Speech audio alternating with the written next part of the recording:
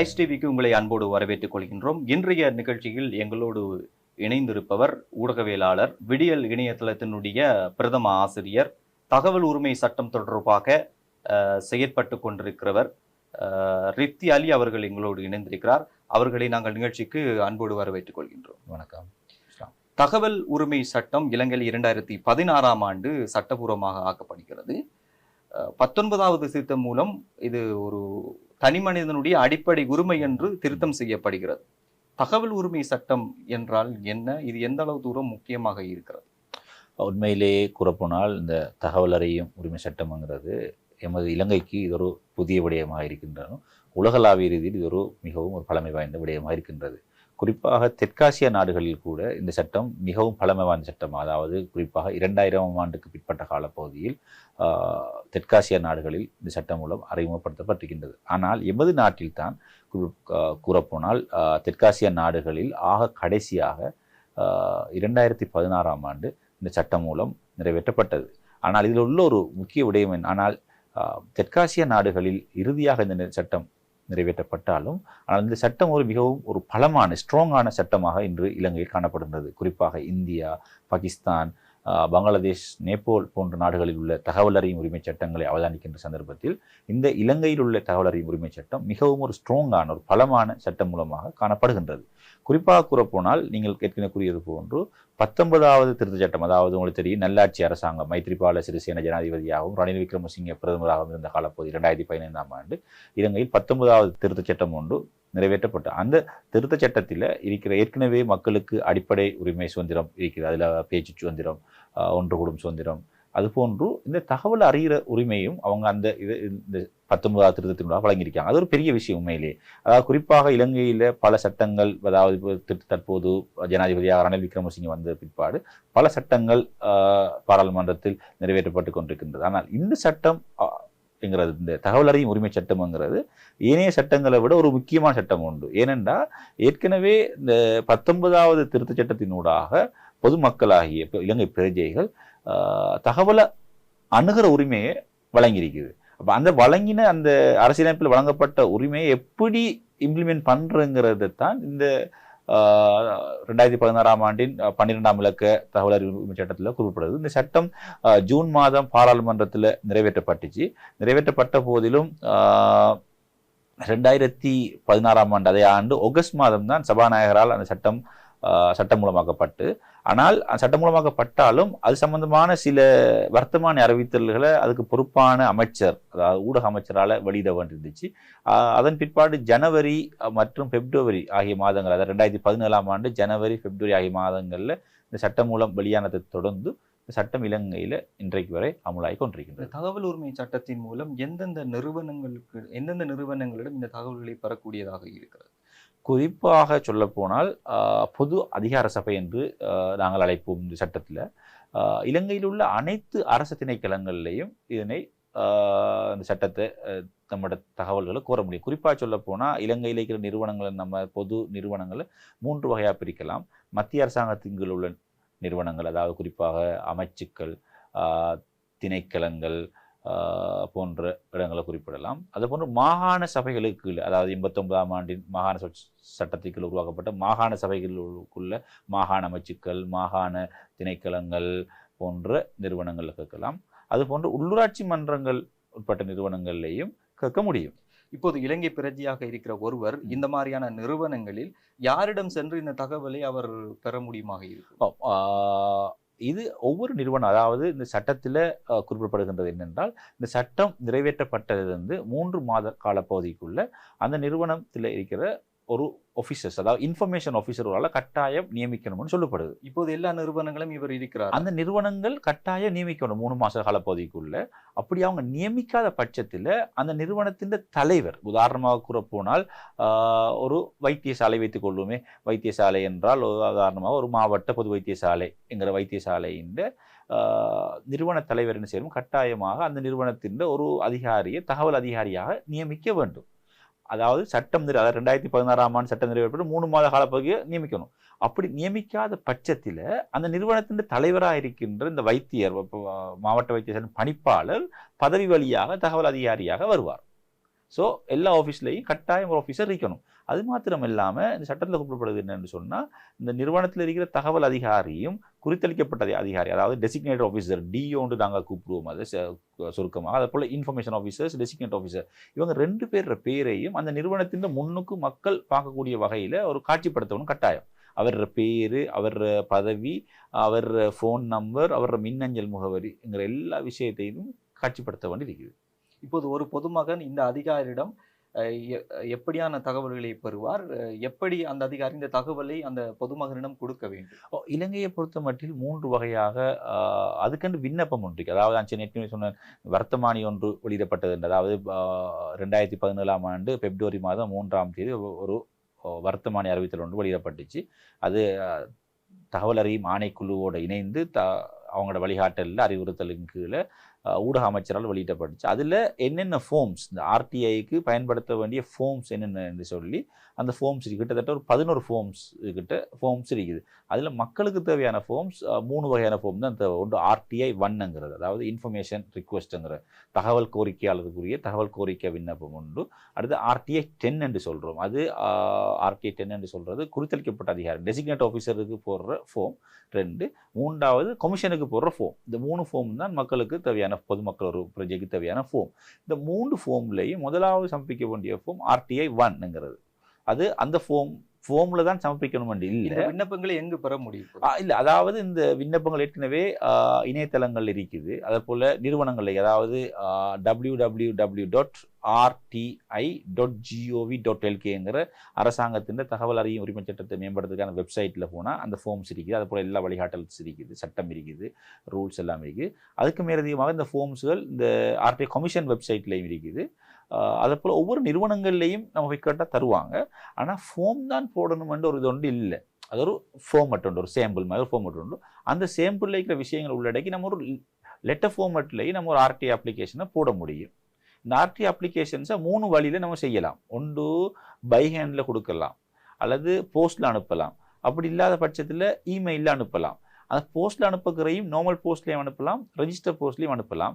ஆனால் இந்த எல்லா வழியிலையும் ரெஜிஸ்டர் போஸ்ட்டுங்கிறது தான் மிகவும் ஒரு ஸ்ட்ராங்கான ஒரு முறையாக இருக்கும். ஆனால் இன்றைய நிலையில் இலங்கையை பொறுத்த மட்டும் ஒரு ரெஜிஸ்டர் போஸ்ட் பதிவுத்தாள் அனுப்புறங்கிறது செலவு கூடின விஷயம். அப்போனால மின்னஞ்சல் வழியாகவும் இந்த இதை குறித்த நிறுவனத்துக்கு அனுப்பணும். ஆனால் மின்னஞ்சல் வழியாக அனுப்பும்போது அந்த குறித்த நிறுவனத்தின் சரியான மின்னஞ்சல் முகவரிக்கு அனுப்ப வேண்டும். ஒரு குறித்த பிரஜை ஒரு அதிகாரியிடம் சென்று அவருக்கு தேவையான தகவல்களை கோருகின்ற போது அந்த அதிகாரி அந்த தகவலை வழங்க மறுக்கிறார் என்று வைத்துக் கொண்டால் அந்த பிரஜை அடுத்த கட்ட நடவடிக்கையாக என்ன செய்ய வேண்டும்? அதாவது நீங்கள் கூறிய போன்று இந்த சட்டமூலத்தில் குறிப்பிடப்படுகின்றது வாய்மொழி மூலமாகவும் ஒருவர் கேள்விகளை கேட்க முடியும். அப்படி வாய்மொழி மூலமாக கேட்கின்ற கேள்விகளை அவர் அந்த நிறுவனத்தின் அதிகாரி எழுத்து மூலமாக எழுதி அந்த தகவல் கோரிக்கையாளர் கையொப்பத்தையும் பெற வேண்டும் சொல்லப்படுது. ஆனால் அதை விட நான் என்னுடைய ஒரு அனுபவத்தில் என்னுடைய ஆலோசனை என்னவென்றால், நேரடியாக ஆஃபீஸுக்கு சென்று செல்லாமல் நீங்கள் தகவல் கோரிக்கை தபால் மூலமாகவோ அல்லது மின்னஞ்சல் மூலமாக அனுப்பினால் மிகவும் இலகுவாக உங்களுக்கு நடைமுறை சாத்தியமானதாக இருக்கும். எவ்வளவு காலத்துக்குள்ள அவர்கள் அந்த, அதாவது குறித்த நிறுவனத்திற்கு பொது தகவல் கோரிக்கை அனுப்பப்பட்டு 14 வேலை நாட்களுக்குள்ள அவங்க கட்டாயம் ரிப்ளை பண்ணணும். ஆனால் உண்மையாகவே இலங்கையை பொறுத்த மட்டும் அப்படி 14 நாட்களுக்கு ரிப்ளை வாரல.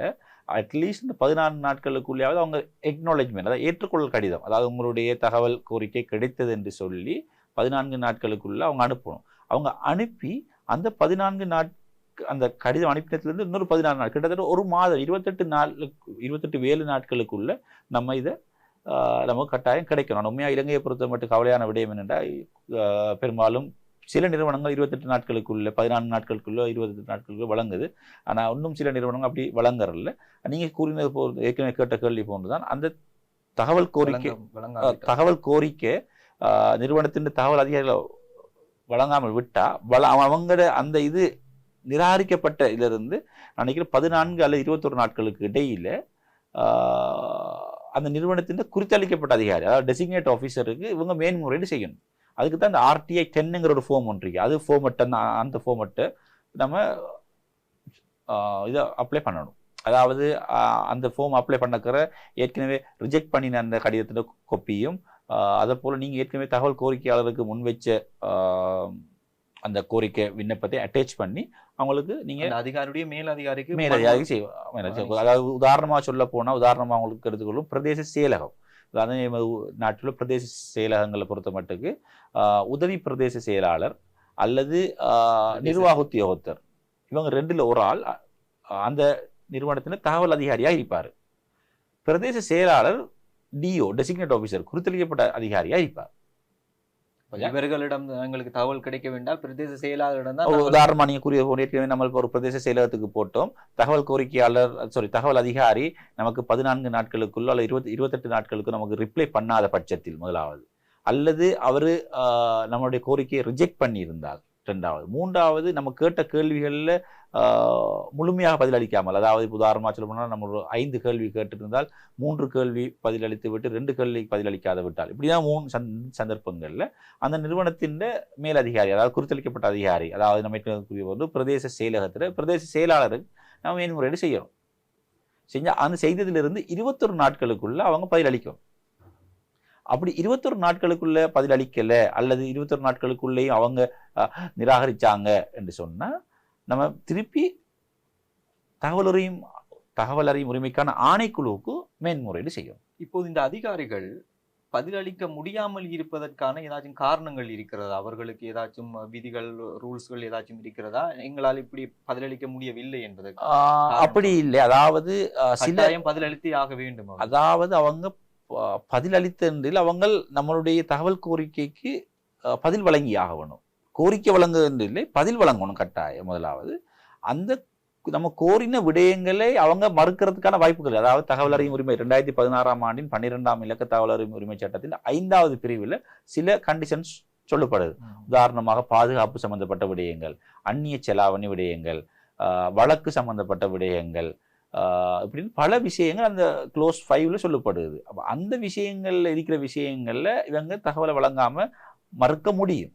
ஆனா இலங்கையை பொறுத்த மட்டுக்கு இருக்கிற பல அரசு நிறுவனங்கள் என்ன செய்யுதுன்னா தகவலை வழங்காம விடுறதுக்காக வேண்டி அந்த க்ளோஸ்ல இருக்கிற வேற இதுகளை பயன்படுத்தி அதை சட்டத்தை இந்த தகவல் வழங்குறத மறுக்கிறதுக்கு முயற்சிக்காங்க. அவர்கள் அப்படி மறுக்கும் போது அவர்களுக்கு எதிரான ஏதாச்சும் இல்ல அவங்களுக்கு அதாவது நாம் நேரடியாக எதுவும் செய்ய முடியாது. அவங்க தகவலை வழங்க மறுக்கிற சந்தர்ப்பத்தில் ஏற்கனவே கூறியது போன்று மேன்முறையீடு செய்ய வேண்டும் நிறுவனத்தின் குறித்தளிக்கப்பட்ட அதிகாரிக்கு. அவரும் அதை நிராகரிச்சாருன்னா நம்ம அந்த தகவல் அறியும் உரிமை ஆணைக்குழுவுக்கு நம்ம மேன்முறையீடு செய்யணும். தகவல் அறியும் உரிமை ஆணைக்குழு இந்த ஒரு நீண்ட ஒரு விசாரணைகளை ஒரு சில மேன்முறையீடுகளை குறுகிய காலத்திலையும் ஒரு சில மேன்முறையீடுகள் சர்ச்சைக்குரிய மேன்முறையீடுகள் நீண்ட கால அடிப்படையில் விசாரணை செஞ்சு அவங்க ஒரு தீர்ப்பு வழங்குவாங்க. அந்த தீர்ப்புல பெரும்பாலான தீர்ப்புகள் தகவல் வழங்குங்கன்னு சொல்லித்தான் கொடுக்குறாங்க. அப்படி அவங்க சொல்லி 1 மாத கால பகுதிக்குள்ள இந்த தகவல் அதிகாரிகள் வழங்க வேண்டும். அப்படி வழங்காத பட்சத்தில் அவங்களுக்கு எதிராக நம்ம தகவல் அறியும் உரிமை ஆணைக்குழுவுக்கு கூடாக சட்ட நடவடிக்கை எடுக்கலாம். அப்படி இல்லாட்டி இந்த பொது அதிகார சபை ஆர்டிஐ கமிஷன் தீர்மானத்தை அமுல்படுத்துறதுக்கு விருப்பம் இல்லாட்டி அவங்க என்ன செய்யலாம்னு சொன்னா மேன்முறையீட்டு நீதிமன்றம் கோர்ட் ஆஃப் அப்பீல், அதாவது ஆர்டிஐ கமிஷன் கிட்டத்தட்ட ஹைகோர்ட்டுக்கு ஈக்குவலானது, அவங்க கோர்ட் ஆஃப் அப்பீல்ல மேன்முறையீடு செய்ய முடியும். ஆனால் பெரும்பாலான அரசு நிறுவனங்களை பொறுத்த மட்டும் என்ன செய்யறாங்கன்னு சொன்னா இப்போ உதாரண அரசியல்வாதிகளோட சம்பந்தப்பட்ட அரசு நிறுவனங்கள் என்ன செய்யறாங்கன்னா அவங்க இருக்கிற தகவல் அதிகாரி அவங்கள பதவியை பாதுகாத்துறதுக்காக வேண்டியும் அந்த அரசியல்வாதிகளை திருப்திப்படுத்துறதுக்காக வேண்டியும் என்ன செய்யறாங்கன்னா தகவலை வேணுமென்று அவங்க நிராகரிச்ச பிற்பாடு ஆணைக்குழு உத்தரவிட்ட உடனே அவன் தகவல் வழங்குறாங்க. அரசியல்வாதி ஏன் கொடுத்துட்டு கேட்டா இல்லை நாங்கள் கொடுக்கல, தகவல் அறியும் உரிமை ஆணைக்குழு சின்னத்தெல்லாம் கொடுக்கணும்னு சொல்லி அவங்க தப்பித்துக் கொள்றதுக்காக செய்யறாங்க. ஆனால் இதுக்கு என்ன பிரச்சனைன்னு சொன்னா இதோட அந்த டைம் கால நேரம் வீணடிக்கும், டைம் ப்ரொசஸ் மிச்சம் நீளம். அதாவது இப்போ உதாரணமாக சொல்ல போனால் ஆணைக்குழு 5 பேர் கொண்ட ஒரு ஆணைக்குழு தான் இருக்குது. அவங்களோட அனைத்து விசாரணையும் 5 பேர் தான் விசாரிக்காங்க ஒழிய தனித்தனியாக விசாரிக்கிறல அவங்க. அப்போ இதனால் அவங்களுக்கு அந்த டேட்ஸ்கள் ஃபிக்ஸ் பண்ணுறது மிகவும் கஷ்டமாக இருக்குது.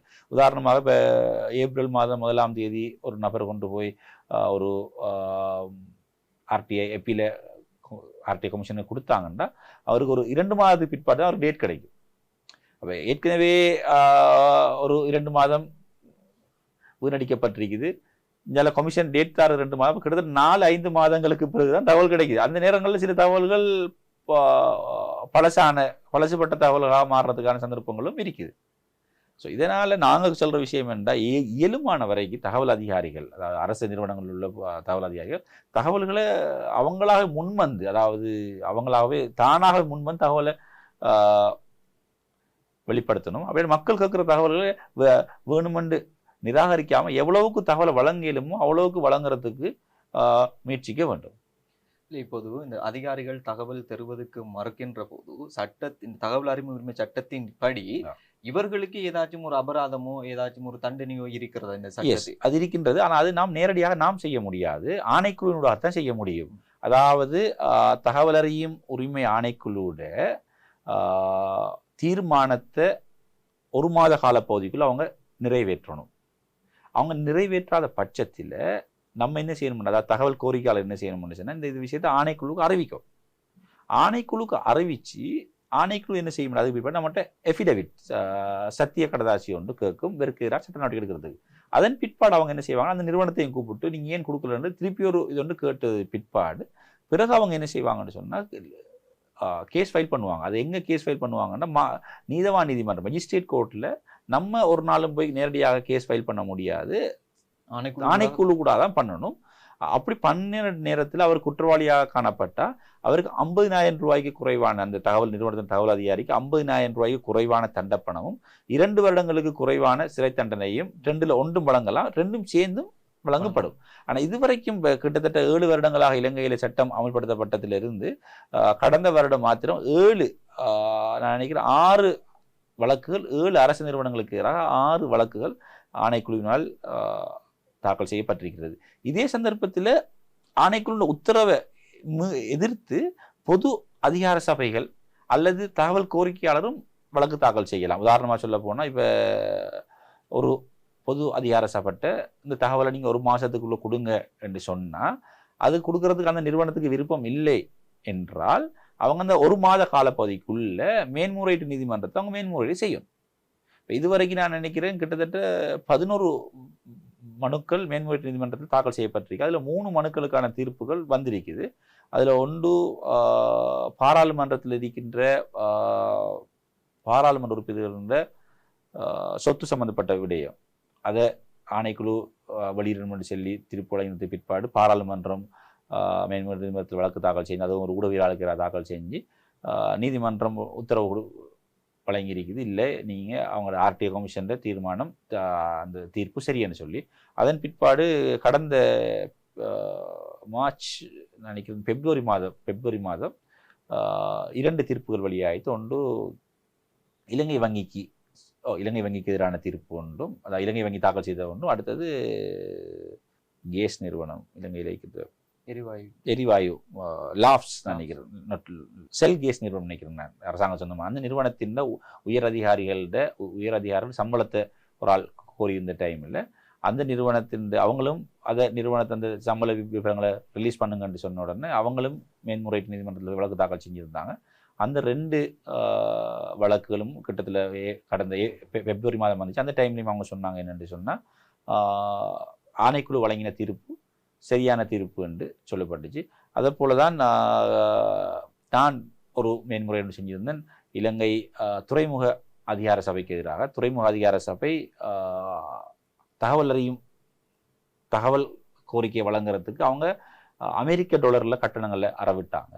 அதை நான் அதற்கு எதிராக ஆணைக்குழுவில் மேன்முறையீடு செய்த போது அவங்க சொன்னாங்க, இவங்க செய்கிறது இது ஒரு சட்டத்துக்கு இணங்குதில்லை, இவங்க பிழையான விடயம் என்று சொல்லி சொன்னாங்க. அதற்கு எதிராக அவங்க வழக்கு ஒன்றை தாக்கல் செஞ்சு வழக்குற விசாரணைகள் அண்மையில் நிறைவடைந்து தீர்ப்பு இன்னும் இந்த மாதம் அல்லது அடுத்த மாதம் மத்தியில் அந்த தீர்ப்பு வெளியாகலாம். இப்படி பல கேஸுகள் வழக்குகள் தாக்கல் செய்யப்பட்டிருக்கின்றது. இந்த அதிகாரிகள் சில நேரங்களில் சில சந்தர்ப்பங்களில் அவர்களுடைய சுயநலத்திற்காக பொய்யான தகவல்களை வழங்கக்கூடிய சந்தர்ப்பங்கள் இருக்கிறது தானே. இப்போ நீங்கள் ஏற்கனவே குறிப்பிட்டது போல் அரசியல்வாதிகளுடைய அழுத்தங்கள் காரணமாக இப்போ நாங்கள் ஒரு தகவலை கோருகின்ற போது ஒரு பொய்யான தகவலை அவர்கள் தரக்கூடியதாக இருக்கும். அந்த சந்தர்ப்பத்தில் என்ன வகையான நடவடிக்கைகள்? உண்மையிலேயே நீங்கள் இந்த கேட்ட கேள்வி மிகவும் ஒரு பொருத்தமான சிறந்த கேள்வி. நான் ஒரு RTI trainer, media trainer, RTI trainer என்ற அடிப்படையில் நான் நிறைய இளைஞர்கள், பல்கலைக்கழக மாணவர்கள், சிவில் செயற்பாளர்கள் இப்படியான ஆர்டிஐ ஒர்க் ஷாப் செய்யும்போது அவங்க கேட்கின்ற கேள்வியும் இதுதான். அப்போ நாங்கள் அவங்களுக்கு சொல்வது என்னவென்றால், நமக்கு வருகின்ற பதில் அவங்க சும்மா ஒரு இதில் தரல, அவங்க ஒரு லெட்டர் ஹெட், அதாவது அந்த குறித்த நிறுவனத்தின் லெட்டர் ஹெட்டில் தான் அவங்க ஆன்சர் பண்ணுறாங்க. அது மாத்திரம் இல்லாமல் குறித்த நிறுவனத்தின் அந்த தகவல் அதிகாரி அவரை ரப்பர் ஸ்டாம்ப் சீல் அடித்து தான் அவர் தகவலை தாருங்கிறதால இதில் அவர் புல தந்தாலும் பொறுப்பு அவர் தான். அப்போ அதனால் நம்ம அந்த தகவலை நம்பியே ஆக வேண்டும். ஆனால் அவங்க பிழையான தகவலை வழங்கினு நமக்கு தெரிஞ்சா நம்ம மேன்முறையீடு செய்யலாம், செஞ்சு இந்த ஏற்கனவே ப்ரோசஸ் மாதிரி கமிஷன் வரையும் போகலாம். அப்படி நமக்கு தெரியாட்டி நம்ம அதை நம்பித்தான் ஆகணும். இப்போ கடந்த இந்த மார்ச் மாதம் முதல் வாரத்தில் நான் கிழக்கு மாநிலத்தில் இருக்கிற 120 தகவல் அதிகாரிகளுக்கு திருகோணமலை, அம்பாறை, மட்டக்களப்பு ஆகிய மாவட்டங்களில் இருக்கிற ஆக்களுக்கு நான் ஒரு சேலம் நடத்தினேன். அவங்ககிட்ட இந்த கேள்வியை நான் கேட்டு அவங்க சொன்ன பதில் என்னென்னா, நாங்கள் சும்மா வழங்கலை, நாங்கள் நிறுவனத்தின் லெட்டர் ஹெட்லையும் எங்களோட ரப்பர் ஸ்டேம் அடித்து தான் வழங்குறோம், நாங்கள் ஒரு நாளும் பிழையான தகவலை வழங்க மாட்டோம், நாங்கள் சரியான தகவலை தான் நாங்கள் வழங்குவோம், அதனால் அவங்க நம்பியே ஆக வேண்டும் என்று அவங்க ஆணித்தரமாக சொல்கிறாங்க. இப்போ அரசாங்கத்தினுடைய திடீர் முடிவுகளாக இருக்கலும், திடீர் வேலை திட்டங்களாக இருக்கலும், இது தொடர்பான தகவல்களை மக்கள் எப்படி எடுத்துக்கொள்வார்? அதாவது தகவல் அறிவு உரிமை சட்டத்தில் சொல்லப்படுது, ஒரு நிறுவனத்தின் தகவலை 3 மாதத்துக்கு முதல்ல அவங்க வெளியிடணும் என்று சொல்லி. இலங்கையை பொறுத்த மட்டும் ஒரு கவலையான விஷயம் என்னென்றால், இலங்கையில் இந்த தகவல்களை முன்வந்து யாருமே வழங்குறதுக்கு அவங்க விருப்பம் இல்லை. உதாரணமாக உங்களுக்கு தெரியும், இந்த IMF சர்வதேச நாணய நிதியம் கூட கிட்டத்தில் கடந்த வருடம் ஒரு 18 அம்ச கோரிக்கை இலங்கைக்கு அவங்களோட ரெக்கமெண்டேஷன் வச்சுருந்தாங்க. அதில் மெயின் விஷயம் ஒன்று தான், தகவல் அறியும் உரிமை ஆணைக்குழுவை பலப்படுத்தணும், அதுபோல் சட்டத்தை நீங்கள் பலப்படுத்த. அதாவது இப்போ என்ன செய்யுதுன்னா, இலங்கையில் பல சட்டங்களை அறிமுகப்படுத்துகிற அந்த சட்டங்களில் ஒரு சில க்ளோஸுகளை போட்டு இந்த RTI ஆக்டை கொஞ்சம் பலவீனப்படுத்துறதுக்கான அல்லது மலினப்படுத்துறதுக்கான சில வேலைகள் நடந்து கொண்டிருக்குது. அப்போ IMF ரெக்கமெண்டேஷனில் சொல்லப்படுது என்னன்னா, இப்படியான விஷயங்கள் நீங்கள் கட்டாயம் செய்யக்கூடாது, RTI ஆக்டையும் RTI கமிஷனையும் நீங்கள் எம்பவர் பண்ணுற வேலையை தான் செய்யணும். அதை போல போட்ட ரூல்ஸ்கள் அதுவும் நாட் ரூல்ஸ் இல்லை, அவங்க ஒரு ரெக்கமெண்டேஷன், அதாவது சிபாரிசு. அதாவது ஒரு 18, அதாவது அவங்க நான் நினைக்கிற முதலாவது கடன் எல்லையை கொடுத்ததுக்கு பிறகு 2வது கடன் எல்லையை கொடுக்கும்போது ஒரு 18 அம்ச கோரிக்கையை கொண்ட ஒரு ரெக்கமெண்டேஷன் முன்மொழிவுகளை முன் வச்சாங்க, விஷயங்கள் செய்யுங்கன்னு சொல்லி. அதில் ஒரு விஷயம் தான் வச்சாங்க, என்னென்னு சொன்னால், இலங்கை அரசாங்கம் செய்கிற முன்மொழிவுகள் பாரிய திட்டங்களை எல்லாம் என்ன செய்யணும்னா, நிதியமைச்சு ஆணைக்குழுவோடு இணைந்து அவங்க ஒரு இணையதளம் ஒன்றை உருவாக்கி அந்த இணையதளத்தில் எல்லாத்தையும் பகிரங்கப்படுத்தணும் என்று குறிப்பிட்டிருந்தாங்க. அந்த இணையதளம் மார்ச் மாதத்துக்குள்ளே அமல்படுத்தணும்னு சொல்லியிருந்தாங்க. ஆனால் அப்படி நடக்கலை. ஆனால் நிதியமைச்சு என்ன செய்யுதுன்னா, நான் அந்த இணையதளத்தில் பேரை மறந்துட்டு வாசியோ என்னமோ ஒரு இணையதளம் உண்டு, ஏற்கனவே இருந்த இணையதளத்தில் இப்போ எல்லா தகவல்களையும் அவங்க அப்டேட் பண்ணுறாங்க. அப்போ என்ன சொல்ல வாரன்னா, IMF கூட, அதாவது சர்வதேச நாணய நிதியம் கூட இந்த சட்டத்தை பலப்படுத்துங்க, மக்களுக்கு அதாவது டிரான்ஸ்பரன்சி வெளிப்படைத்தன்மையை கொண்டாங்கன்னு சொல்லப்படுது. இப்போ இந்த சட்டத்தில் பயன்படுத்துறதுனால மக்களுக்கு பல விடயங்கள், அரசாங்கத்தின் எல்லா விடயங்களும் வெளிப்படைத்தன்மை பண்ணுறதாக இருக்கின்றது. இப்போது இந்த தகவல் உரிமை சட்டத்தினுடைய ஆணைக்குழு எப்படி அமைக்கப்படுகிறது, இது யார் இதை ஆணைக்குழுவில் இருக்கின்ற உறுப்பினர்களை நியமிக்கிறார்கள், இவர்களுடைய அதிகாரங்கள் எப்படி இருக்கு? அதாவது இந்த ஆணைக்குழுன்ற பதவிக்காலம் 5 வருடங்கள். முதலாவது ஆணைக்குழு 2016ஆம் ஆண்டில் நியமிக்கப்பட்டது. அதன் பிற்பாடு 5 வருடங்கள் 2021 அவங்களோட பதவிக்காலம் முடிவடைந்த பிற்பாடு திருப்பி 2022 நினைக்கிறேன் அடுத்த 2வது ஆணைக்குழு நியமிக்கப்பட்டிருக்கின்றது. இந்த ஆணைக்குழு உறுப்பினர்கள் நியமனம் எப்படி என்று சொன்னால், பாராளுமன்ற கான்ஸ்டிடியூஷனல் கவுன்சில் அரசியலமைப்பு சபையினால் அவங்க தீர்மானித்து ஜனாதிபதிக்கு சிபாரிசு செய்யணும். அந்த சிபாரிசுகளை ஜனாதிபதி அமுல்படுத்துவார். இப்போ குறிப்பாக தகவல் அறியும் உரிமை ஆணைக்குழுக்கு ஏனைய ஆணைக்குழு போன்று இல்லாமல் இவங்க பகிரங்கமாக விண்ணப்பம் கோரப்படும். பாராளுமன்ற அரசியலமைப்பு பேரவையினால் கான்ஸ்டிடியூஷனல் கவுன்சிலினால் இப்படி RTI கமிஷனில் வேகன்சி வந்திருக்குது, உறுப்பினர்கள் நீங்கள் சிபாரிசு செய்யுங்கன்னு அவங்க முன்வைக்கணும். அந்த அடிப்படையில் பல நிறுவனங்கள் வைக்கலாம். அதில் குறிப்பாக அவங்க ஒரு மெம்பர் செலக்ட் பண்ணணும். அவங்க பார் அசோசியேஷன் இல்லைங்க சட்டத்தரணிகள் சங்கத்தினால் முன்வைக்கிற ஒரு ஆள் அவங்க செய்யணும். அதே போல் ஊடக நிறுவனங்கள், editors guild of Sri Lanka press இன்ஜா, அப்படியான நிறுவனங்கள், free media movement, Muslim media forum அமைப்புகள் சேர்ந்து முன்மொழிகிற ஒரு ஆளை அவங்க செலக்ட் பண்ணணும். திருப்பி எத்தனை பேர் அதில் இருக்கிற மெம்பர்ஸ் 5 பேர். இப்போ இருக்கிற 5 பேரில் கோட்டபாய ராஜபக்ச தான் இதை நியமித்தார். அதில் எங்களோட கிஷாலி பிண்டோ ஜேவர்தன் இந்த RTI ஆக்டை டிராஃப்ட் வரைஞ்ச குழுவோட உறுப்பினர் கூட அவர் 2nd டேர்மில் இருக்கிறாங்க. அவ சட்டத்தரணிகள் சங்கம் பார் அசோசியேஷன் முன்மொழிஞ்சிச்சு. அதே போல் ரோஹிணி வல்கமன் ஒரு ஓய்வு பெற்ற நீதியரசர், அவ இலங்கை ஊடக இயக்கங்கள், ஊடக அமைப்புகள் எல்லாம் சேர்ந்து முன்மொழிஞ்சாங்க. அதே போல் ஒரு சிரேஷ்ட சட்டத்தரணி, அவர் ஒரு வளவாளர் செயற்பாட்டாளர் ஜெகத் லியனாராய்ச்சி, அவர் ஒரு உறுப்பினராக இருக்கிறார். அவரை இலங்கை இளம் ஊடகவியலாளர் சங்கம் அவரை முன்மொழிஞ்சி. இவங்க 3 பேரும் இருக்கிறாங்க. இதோட சேத்தா போல ஆணைக்குழு தலைவராக ஓய்வு பெற்ற நீதியரசர், உயர்நீதிமன்ற நீதியரசர் ஒருவர் இருக்கிறார். இவங்கள் அப்போ ஏற்கனவே கோட்டபாய ராஜபக்ஷ அவர்கள் 5 பேரை நியமித்த டைமில் ஒரு பல்கலைக்கழக விரிவுரையாளரையும் நியமிச்சிருந்தார். அவர் பதவி கிடைத்தவுடன் அவர் ரிசைன் பண்ணிட்டார். அந்த அந்த 2வது நியமிக்கப்பட்ட குழுல இருந்த அனைத்து உறுப்பினர்களும் தமிழ் மொழி பேசக்கூடிய முடியாதவர்கள். அதாவது ஒருவர் கூட தமிழ் மொழி பேசக்கூடியவரால் நியமிக்கப்படவில்லை. இப்படியான சந்தர்ப்பத்தில் ஒருவர் ராஜினாமா செய்த பிற்பாடு நாங்கள் தொடர்ச்சியாக பாராளுமன்றத்துக்கு தகவல் அறியும் உரிமையை போட்டு ஊடகங்கள் வாயிலாக நாங்கள் எழுதி தமிழ் ஒருவரை கட்டாயம் நியமிக்க வேண்டும் என தகவல் அறியும் உரிமை ஆணைக்குழுவில் தமிழ் பேசக்கூடிய ஒருவர் கட்டாயம் தேவை என்று நாங்கள் பல வலியுறுத்தி புதிய ஜனாதிபதியாக ரணில் விக்ரமசிங்கே வந்ததன் பிற்பாடு ஓய்வு பெற்ற சிவில் அதிகாரி நஹியா அவர்களை தற்போது தகவல் அறியும் உரிமை ஆணைக்குழு உறுப்பினராக நியமித்திருந்தார். அதன் மூலம் தமிழ் பேசும் மக்கள் ஒரு சில பிரச்சனைகள், தமிழ் அந்த மொழி பிரச்சனைகளுக்கு ஒரு சில தீர்வுகள் அந்த இடத்துல காணப்பட்டு என்றால் தனி சிங்களம் பேசக்கூடியவர் இருந்தால் தமிழ் மொழி மூலம் அப்பீல் பண்ணுறாங்க. ஆனால் அங்கே உண்மையாக கூறப்போனால் ஆணைக்குழு மொழி உரிமையே மிகவும் கடுமையான முறையில் அமல்படுத்தப்படுது. தமிழில் போகிற அப்பீல்ஸ்களுக்கு தமிழில் ப்ரொசீடிங்ஸ் நடத்தி தமிழில் ஜட்மெண்ட்ஸ் கொடுக்குது. அதுபோல் சிங்களத்தில் போகிறதுல சிங்களத்தில் செஞ்சு கொடுக்குது அப்படின்னு. இவர்களுடைய அதிகாரங்கள் எப்படி இருக்கிறது? இவர்களுடைய அதிகாரம் என்றால் இவங்கள் இதை விசாரணை செய்து உத்தரவிட முடியும், தகவல் வழங்குங்கள் உத்தரவிட முடியும். அதனை கட்டாயம் அமல்படுத்தி ஆக வேண்டும். இதுதான் அவங்களோட மெயின் விடயம். மக்கள் இது தொடர்பில் ஆர்வமாக இருக்கிறார்களா இந்த தகவலை பெறுவதில்? அதே நேரம் மக்கள் திருப்தி அடைகிறார்களா? அதாவது உண்மையை கூறப்போனால் இலங்கையை பொறுத்த மட்டில் தகவல் அறியும் உரிமை சட்டத்தை மக்கள் பயன்படுத்துகின்றார்கள், இல்லை என்று கூற முடியாது. ஆனால் பயன்படுத்துகின்ற எண்ணிக்கை சதவீதம் மிக குறைவு. அதாவது எமது மக்களுக்கு என்னவென்றால் தகவல்களை உடனடியாக பெற வேண்டும், அதாவது இன்று கொடுத்தால் நாளை கிடைக்க வேண்டும் என்ற அடிப்படையில் அவர்கள் நினைத்து கொண்டிருக்கிறாங்க. அப்படி இல்லை, இது ஒரு லாங் ப்ராசஸ். தகவல் அதிகாரிகள் அல்லது அந்த கவர்மெண்ட் ஆஃபீஸர்ஸ் அந்த இதில் பொறுப்பாகிறார்களுக்கு வேறு வேறு வேலைகள் இருக்குது. இதுக்கென்று தனியாக ஒரு ஆள் இல்லை, அப்போ உடனடியாக வழங்க முடியாது. ஸோ அதனால் மக்கள் ஆர்வம் இல்லாமல் போகிறாங்க. ஆனால் உண்மையிலேயே கூறப்போனால் சில பிரதேசங்களில் மக்களோட பிரச்சனைகளுக்கு தீர்வு கிடைச்சிருக்குது. ஆர்டிஐ பயன்படுத்தி பல மக்களோட பல பிரச்சனைகள் தீர்வு கிடைச்சிருக்குது, பல வெற்றி கதைகள் உருவாக்கப்பட்டிருக்குது. தகவல் உரிமை சட்டம் சட்டபூர்வமாக்கி 7 வருடங்கள் ஆகிறது. இந்த 7 வருடங்களிலும் இந்த தகவலை தர மறுத்த அதிகாரிகளாக இருந்தாலும் சரி, திணைக்களங்கள் நிறுவனங்களாக இருந்தாலும் சரி, நீதிமன்றம் சென்று குற்றவாளியாக்கப்பட்ட சம்பவங்கள் ஏதாச்சும் இருக்கிறதா? அப்படி பெற்ற சம்பவம் அப்படி எதுவும் இதுவரைக்கும் இல்லை. ஆனால் நான் கூறிய கடந்த வருடம் 7 நிறுவனங்களுக்கு எதிராக ஆணைக்குழு, தகவல் அறியும் உரிமை ஆணைக்குழு நீதவான் நீதிமன்றத்தில் வழக்கு தாக்கல் செய்யப்பட்டு தற்போது வழக்கு இடம்பெற்றுக் கொண்டிருக்கின்றது. அதில் ஒரு வழக்குத்தான் இந்த சுகாதார அமைச்சுக்கு ஒரு நபர் கோரிய பால்மாக்கல்ல இருக்கிற இன்கிரீடியன்ஸ் போல் அந்த விடயங்களை அவங்க கோரியிருந்தார். அது அவங்க ஆணைக்குழு உத்தரவையும் அவங்க அமல்படுத்தாத நேரத்தில் நீதிமன்றத்தில் வழக்கு தாக்கல் செஞ்சதுக்கு பிறகு அவங்க வழக்கு தாக்கல் செய்து சமன்ஸ் போன உடனே உடனடியாக தகவல் வழங்குறாங்க. நீண்ட நாட்களாக வழங்காமல் இருந்து போட்டு பின்னர் வழங்குறாங்க. ஆனால் அப்பையும் அந்த கேஸ் ப்ரொசீடிங் கண்டினியூவாக போய்கொண்டிருக்குது.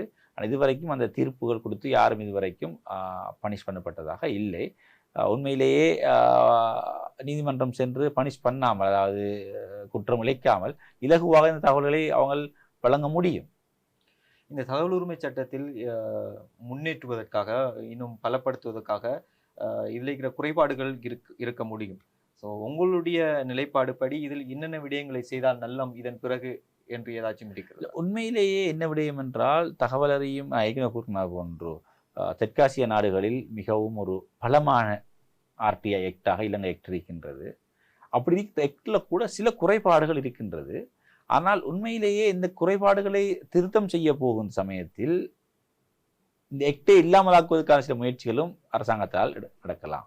ஏனென்றால் இந்த வாக்கெடுப்பின்றி ஏகமனதாகத்தான் இந்த சட்டம் பாராளுமன்றத்தில் நிறைவேற்றப்பட்டது. ஆனால் இதன் சட்டம் நிறைவேற்றப்பட்டது பிற்பாடு அரசியல்வாதிகளுக்கு இதனால் பல தொல்லைகள், தலையீடு. அப்படியான சந்தர்ப்பத்தில் இந்த இதில் ஒரு சில திருத்தங்களை மேற்கொள்ள போகிற நேரத்தில் சட்டத்தை இல்லாமல் நான் ஏற்கனவே சொன்னேன், புது சட்டங்கள் கொண்டாரன்னு சொல்லி கொண்டு இந்த சட்டத்தை மலினப்படுத்துகிற வெளி நடந்து கொண்டிருக்குது. அப்படி இருக்கிற சமயத்தில் இதில் நம்ம ஒரு சில திருத்தங்களை கொண்டு வந்து நம்மளாகவே முன்மொழிகிற நேரத்தில் சட்டத்தை இல்லாமல் ஆக்குறதுக்கான வழிகள் நடக்கும். ஸோ அதனால் இப்பே நிலையில் இருக்கிற சட்டம் வினைத்திறனாக இருக்குது. இன்னொரு 10 இயர்ஸுக்கு இந்த சட்டத்தை எந்த இதுவும் இல்லை பயன்படுத்தலாம். குறிப்பாக சொல்ல போனால் மலேசியாவில் இதுவரைக்கும் சட்டம், தகவல் அறிவு உரிமை சட்டம்ங்கிறது அமல்படுத்தப்படலை. அவங்க இலங்கை சட்டத்தை பார்த்து தான் இன்னொரு சட்டம் அவங்க டிராஃப்ட் பண்ணி கொண்டிருக்கிறாங்க. அந்த அளவுக்கு பலமான சட்டமாக நம்ம சட்டம் இருக்குது. ஸோ இப்பே நிலையில் இந்த சட்டத்தில் எந்த அமெண்ட்மெண்ட்ஸ், அதாவது திருத்தங்கள் எதுவும் இப்போதைக்கு தேவையில்லை. இருக்கின்ற விடயங்களை மக்கள் சட்டத்தில் கூறப்பட்ட விடயங்களை ஒழுங்கான முறையில் மிக வினைத்திறனாக பயன்படுத்தினா பல வெற்றி கதைகளை சட்டத்தினூடாக உருவாக்கலாம். நன்றி, எங்களோடு இணைந்து பல தகவல்களை வழங்கியதுக்கு. மீண்டும் அடுத்த நிகழ்ச்சியில் உங்களை சந்திக்கும் வரை விடைபெறுகிறேன்.